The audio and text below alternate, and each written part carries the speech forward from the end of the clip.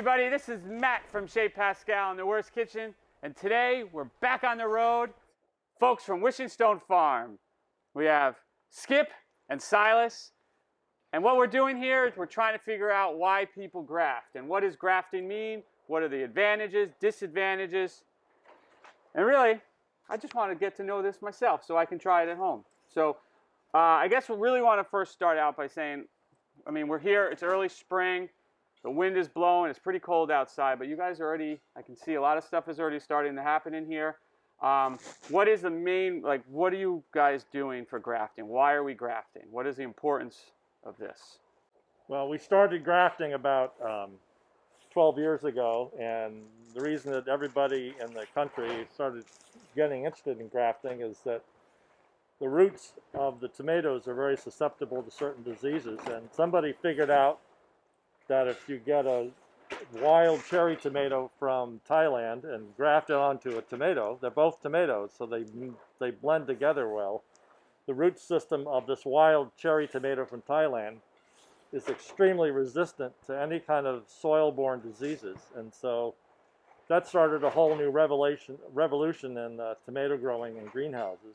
But then subsequently we found out about 3 or 4 years into it that the actual production of tomatoes increases by almost 3 times the amount we were getting before without grafting. So grafting is a two-pronged advantage for farmers, and we've been doing it about 15 years, and it's Silas has become the operator doing the fine-tuning. I'm just the theorist. Yeah, right. So I guess that was another question I had. I mean, I feel like a lot of the farmers that we deal with, tomatoes are a huge, important product for you guys to be selling. It's so marketable. Absolutely. So you need every advantage, especially growing in New England, to get a head start, to protect your crops, your investments.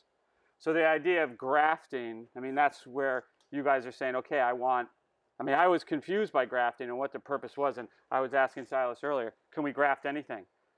And you really can't. I mean, they have to be, what is it, what makes it work as far as grafting? I mean, I can't graft a tomato to a apple tree.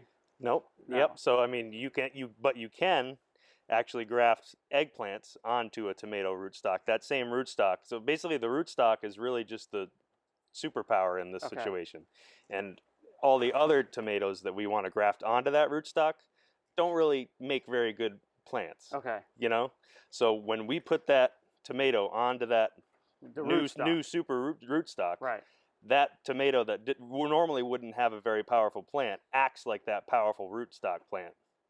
Okay, so you're taking... It's basically like a Frankenstein kind of situation. Perfect, so you look for a strong root system. Yep. And then whatever characteristic of the, let's call it the top of the tomato, whatever variety that might be that you like, or you know that sells well, that performs well. Exactly. In the greenhouse, you can take the bottom of a strong root system that's known to be that way, lop the top off of another plant, and somehow fuse them together. That's what I'm hoping we're going to see, because that's what I want to know how to do. You will. Okay. And then, so what's the advantage? I mean, would you graft a tomato, then put it in the field? Or it's really the grafting, the purpose of the grafting is really for people You could, but you really want to do it in greenhouses, because that's where the most benefit comes from. Because a lot of, especially in an old farm like us, a lot of these greenhouses are 20 plus years old. Right. So there's just, the soil is not what it used to be. Okay. And then Skip usually says it's just like, if you have a brand new greenhouse, really don't even need a grafted tomato, because you got to assume that the soil is actually pretty good at that point. Another really important thing about grafted tomatoes is I consider them race cars. Okay. And so they need, like a race car needs fine tuning constantly. We're constantly pruning these leaves. In fact, we take almost 20% of the leaves off the tomato plant just to kind of keep it from going too crazy, because they'll grow up to 20 feet tall. Wow. The different rootstocks have different aspects to them. Some grow very fat stems and lower fruit, but the stem is stronger. Some people grow these plants almost 25, 30 feet. Wow. So somebody is growing it for a whole year round. They choose different rootstocks. And then again, that's a whole nother system of having to trellis them. Oh my God. So it's Easily. the amount of time that's put into it. But again, at the same time, you are protected within the greenhouse as far as wind damage, pests. But at the same time, you still are managing these things constantly. Exactly. Yeah. So now we've moved over to the grafting section. That's right. And one thing Silas was mentioning is it's important to be as clean as possible, even though we're within a farm and a greenhouse. It's a good thing we're wearing our masks to keep these plants from getting sick. That's right. Right? Yes. Oh, yeah. So what do we have? I don't know what we have here. So, remember how we talked about the bottoms? So Yes. this is the specialty rootstock, and this is what I'll be grafting them onto. Okay. What we like to do, so it's a little easier, is we like to chop up the tray a little bit, so it's just these two little lines. So that makes it much easier, because if you're doing it on this, you're reaching in there and going around, and then you're squishing them. So these are this is a lot easier. So this is the bottoms, and that's the and part. these are the tops. And the tops. So this variety is striped German. So that's a big old yellow one with the red marble. Okay. That's So a really if I'm classic. not mistaken, that's an heirloom variety. Yes, it is. So you're able to take an heirloom variety that normally might be prone to specific diseases, and I don't know what happens when tomatoes just grow. Grows a little weaker than normal. So so after that, these will grow like these. Okay. Because of the root structure on this particular variety or plant. Exactly. Okay. So what do you do? What do you look for? You don't really look for much. All right, check this out. This is what really cool is. I was asking so what kind of tools. You got to choose your weapon wisely here. So you can buy fancy grafting tools, but we just like using an old razor and jamming it into a bamboo stick, because you can't get any easier than that, and it's cool. It is cool. So these are the clips. We get these clips from Johnny's. Yeah. This is what will hold the plant together once we chop it in half. And you really do need something like that. I mean, you couldn't tape it. It would be too tedious. Oh, yeah. Right? Yeah, it would just take forever. Okay. And these have a nice feature that, once they start growing and getting a little bigger, after we take them out of the chamber, they kind of open up, and then fall right off. And then you can kind of collect them and use them again next year if you want. You got to clean them, though. Okay. So we just take a little. You don't want it totally flat, and you don't want it super, super angled. It's kind of like a 45, maybe less. And you just that's I it. just chop them. But you're chopping them, I see, below a certain point, right? I mean, you want to be below the... Yep, because below this, you're not going to get any more shoots. If you did it up here, say, like that, the bottom plant would start sending off little plants, and then you'd have kind of like a mix of both plants at the end, end result. So I just do a couple of them. I'll just do this whole side so it's a little easier to see everything. And the suckers are what I've been taught to prune as tomatoes grow. Exactly. Right? You pluck them off. Yeah, but if you ever want to start tomatoes, suckers are really easy to root. Really? Have a fake sure. tomato you can replicate. Get out. So taking the sucker and just immediately putting it in the soil. Wow, it's amazing.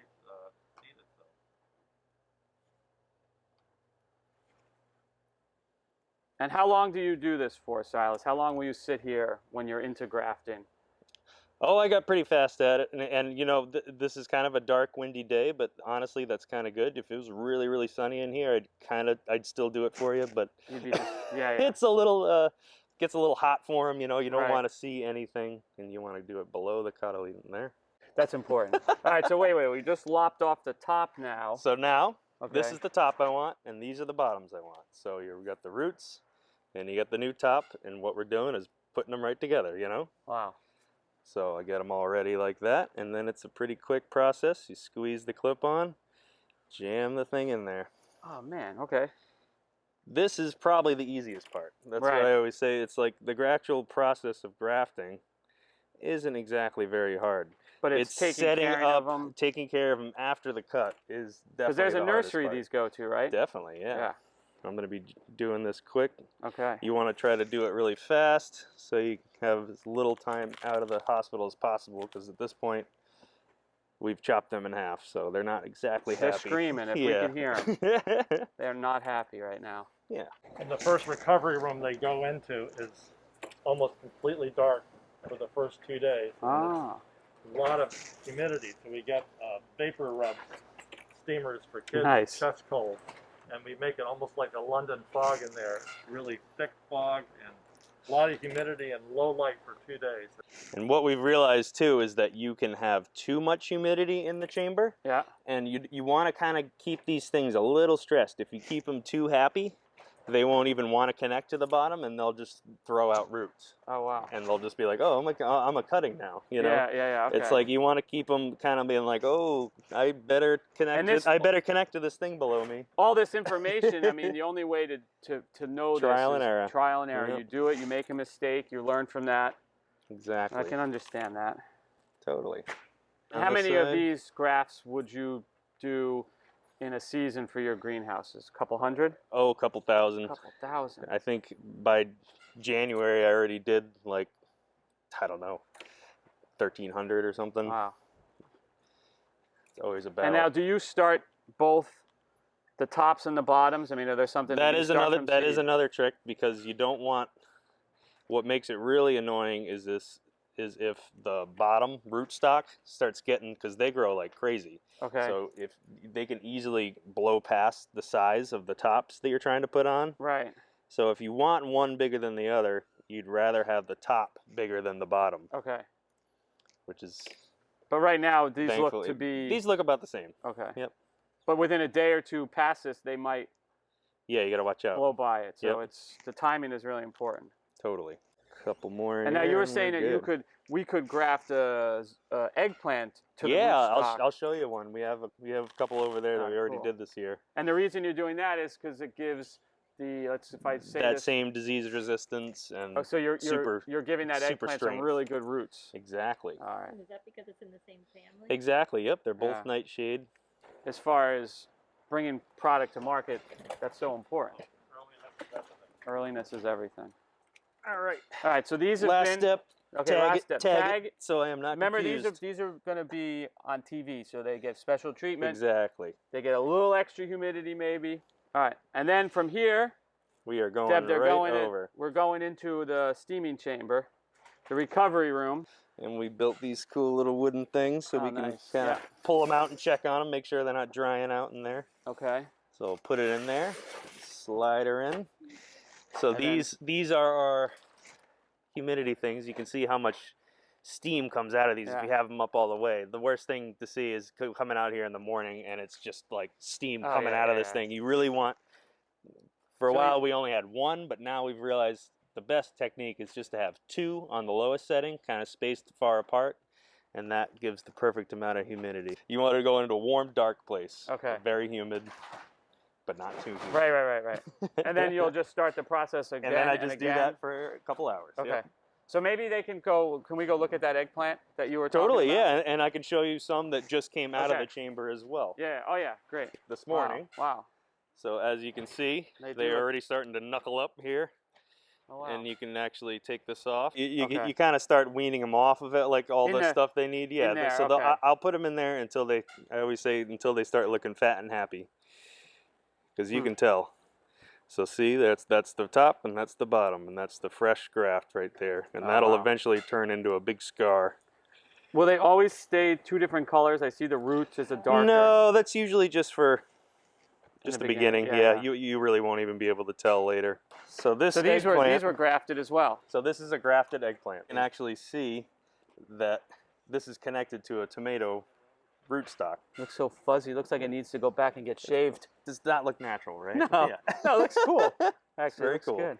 All right. Well, this has been great. So I think there's one more place we're going to go visit before we leave. Yeah, check out the tomatoes we're gonna go already planted. All right, great. Okay, so it looks like we're now in a maze of twine and tomatoes. We're inside a greenhouse. That's right. It's really warm, and I'm curious. I mean, how long have these tomatoes been planted here?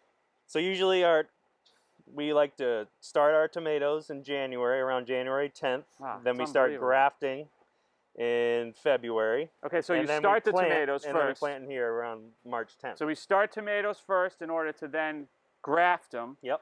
Then from grafting, each section takes about a month. Okay. You know? So from the grafted tomatoes, like we saw, they go into their little chamber to relax and recover, and then they go to another greenhouse where they're going to be transplanted into other pots. Exactly. Continue to grow, and then it's maybe into 2 months now. Yep. So we already invested 2 months into these tomatoes, which have been brought into a greenhouse where this is where they'll stay until they start fruiting. Exactly.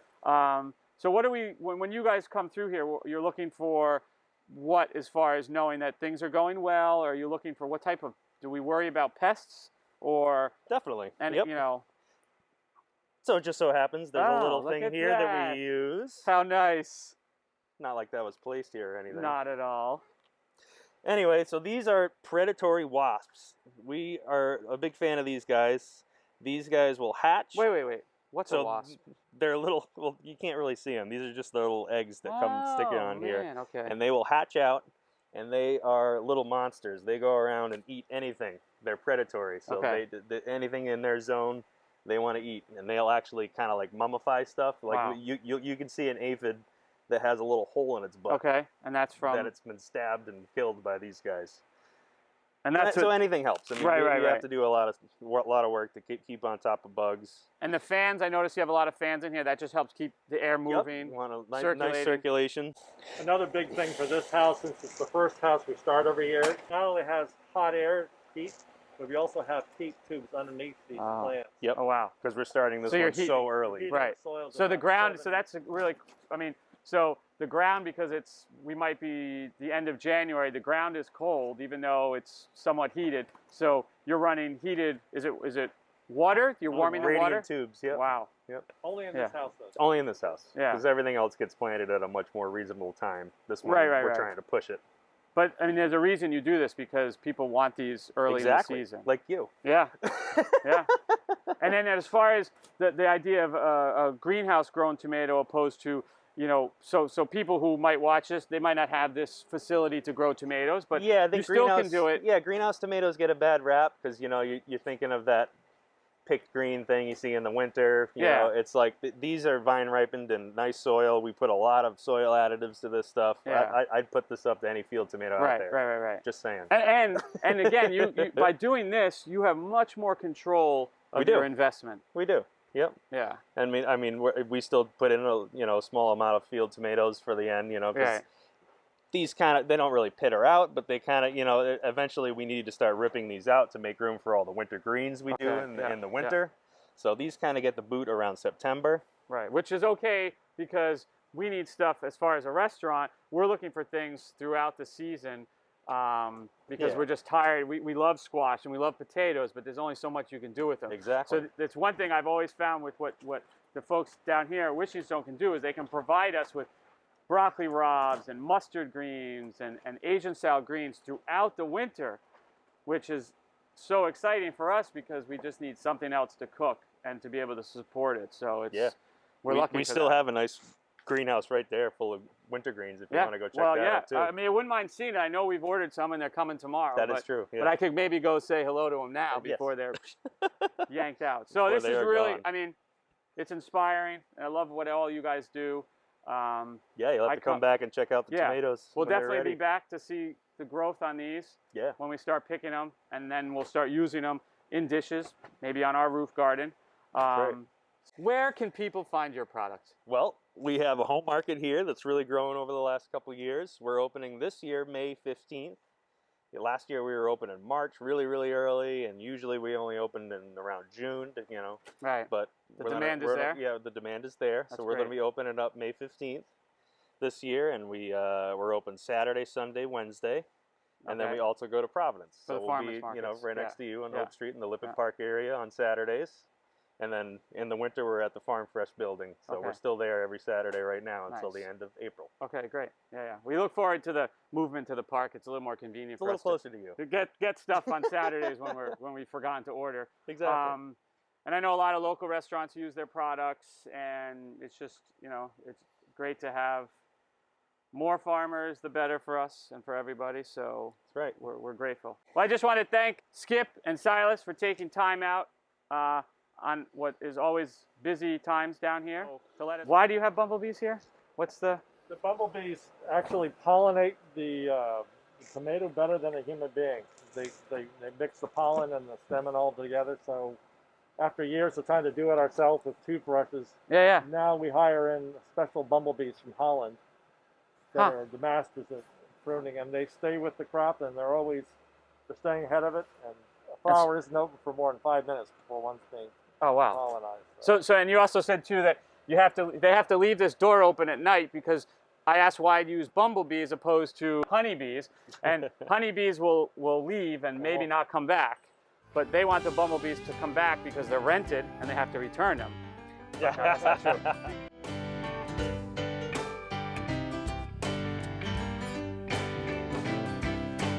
People come and people go. People come and people go. You gotta learn to love the ones you know.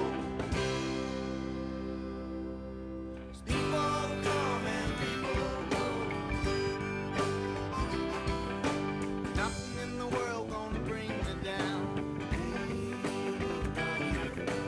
Nothing in the world gonna bring me down.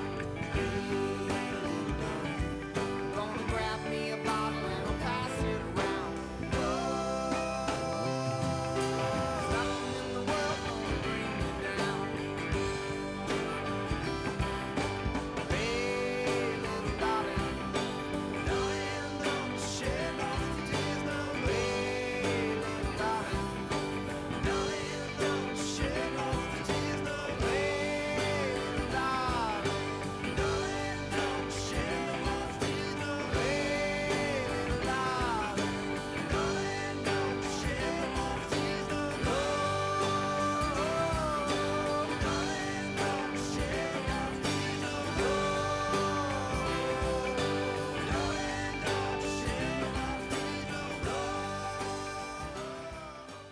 Folks, if you've liked what you've watched and you're learning stuff, please subscribe to our channel. It's really important for us to know people like what they're seeing.